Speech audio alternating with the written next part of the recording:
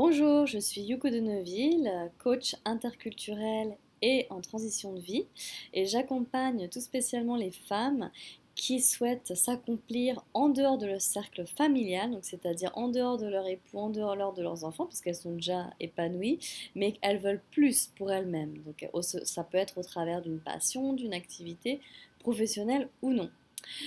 Aujourd'hui, je voudrais vous faire une vidéo donc en français pour changer et sur le travail à l'américaine. Donc c'est un sujet vaste qui pourrait durer des heures et des heures, mais aujourd'hui je vais vous faire une petite vidéo juste pour vous parler du nombre d'heures de travail. Parce que ça c'est un gros sujet. En général c'est le premier conseil que je donne aux Français qui arrivent aux États-Unis ou aux managers français qui managent des Américains.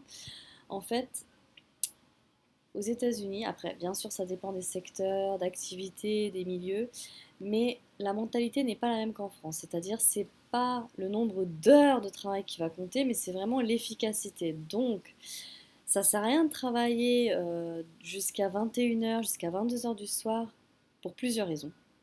La première, c'est que bien évidemment, vous allez vous tuer à la tâche, c'est-à-dire que c'est épuisant au bout d'un moment de travailler de 8 heures à 21 heures tous les jours. Vous avez plus de temps pour vous, vous n'avez plus de temps pour vous occuper de vous, plus de temps de faire du sport, plus de temps d'avoir des activités en dehors du travail. Donc ça, c'est la première raison pour laquelle il ne faut pas le faire.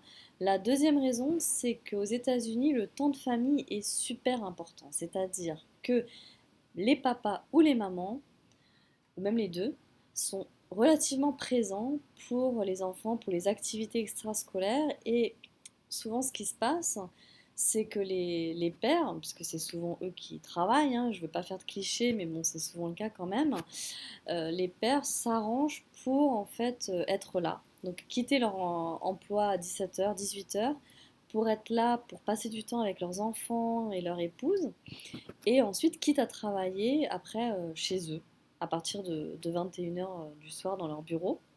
Mais en tout cas, ils font en sorte d'être présents pour leurs enfants à partir de 17 heures, 18 heures. Donc ça, c'est la deuxième raison. C'est vraiment être présent pour la famille et l'épouse.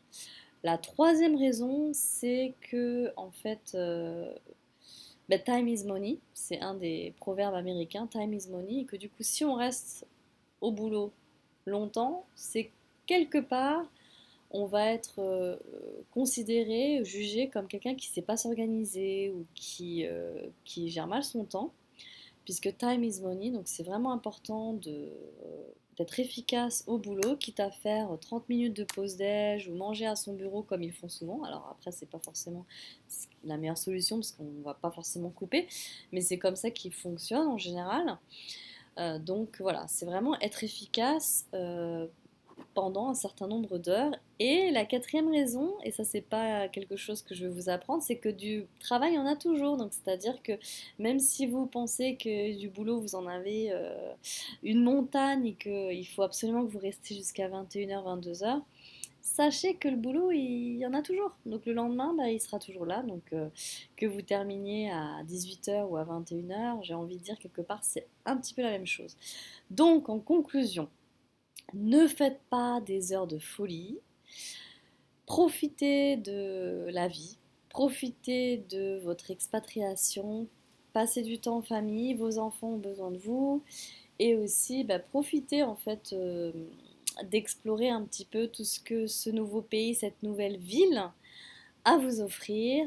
Surtout gardez de l'énergie aussi, prenez soin de votre santé, gardez de l'énergie parce qu'en fait c'est un cercle vicieux. Si vous vous épuisez au travail, eh bien, vous serez moins efficace et vous aurez cette envie de rester plus longtemps au travail. Et en fait, c'est un cercle vicieux. Donc, ne faites pas ça. Adaptez-vous, en fait, au mode de vie américain qui, à ce niveau-là, est quand même relativement sain, je trouve, hein, d'avoir cet équilibre finalement vie perso, vie pro. Et surtout aussi, dernier conseil, n'imposez pas votre rythme français aux Américains parce que là, vous risquez de passer pour arrogant puisque surtout si vous leur fixez par exemple une réunion à 18 heures du soir, non, non, non, là c'est à éviter coûte que coûte. Donc vous êtes dans leur pays, donc adaptez-vous à leur culture. Voilà, je vous souhaite une excellente journée et je vous dis à très bientôt. Bye bye.